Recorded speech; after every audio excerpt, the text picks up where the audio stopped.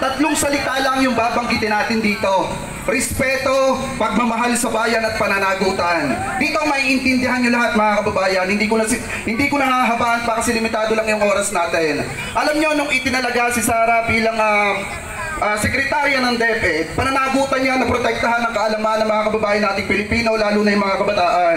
At isa pa mga kababayan, si Kibuloy, alam nating akusado at ang biktima mga minor de edad. Ibig sabihin, mga kabataan niya na dapat ay nag-aaral at hindi nabibiktima ng isang pastor. Ngayon mga kababayan, ito yung sinasabi ko sa inyo, kung siya ay ina ng ating mga kabataan, ng mga mag-aaral dahil sekretarya siya ng DepEd, dapat mga kababayan, kinakapa niya muna yung mga naabuso ni Kibuloy bago siya pumunta sa rally ni Kibuloy at makiisa doon habang wala ang ating presidente.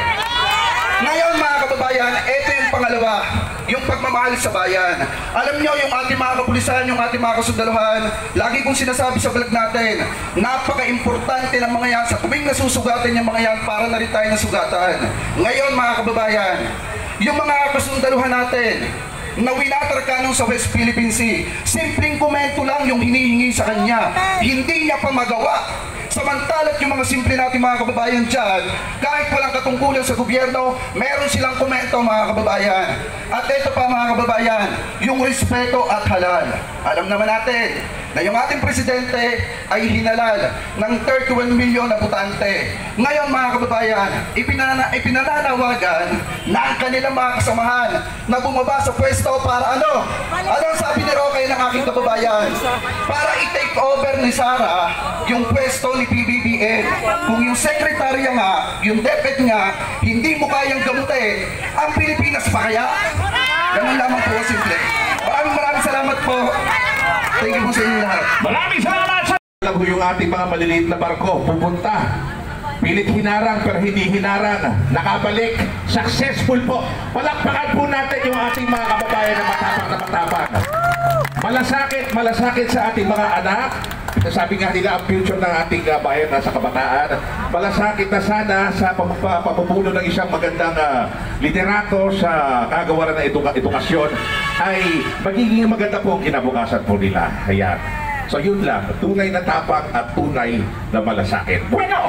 Ngayon naman, tawagin naman po natin mga kaibigan, isa naman sa ating mga main conveners, palakpakan po natin, Miss Sandra! Yeah! Oy, may escort pa. May escort pa. Kabila ka. Ano sir? Kailan pa? Oh, ito na. Kamusta ka? Okay lang. Ilang oras ang biniyahe mo ngayon? Almost 24 hours. 24 hours para makaabot ka? Yes, from Northern Samar. From Northern Samar! Ay, tanungin natin. Vital statistics. No comment. Ayaw mo ano? Hindi ko na po maalala, Your Honor. Uy, may chika ako sa'yo. Ano yung pasabot mo dun sa YouTube, Ay guys, abangan nyo yan. Nandito sa akin, yung pinaka... Original? Yeah. May butas? Wala.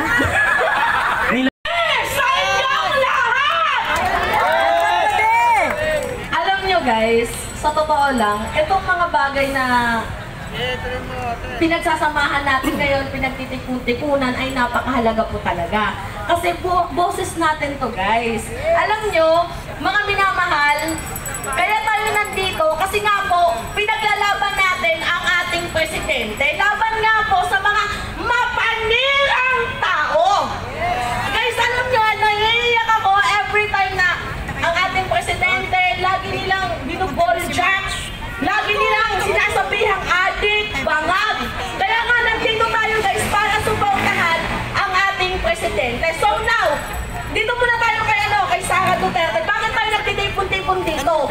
Kasi guys, napakadami niyang mali. Hindi naman tayo nagpunta dito dahil sa galing tayo sa kanya, kaya natin pinapag-resign siya. Pumunta tayo dito kasi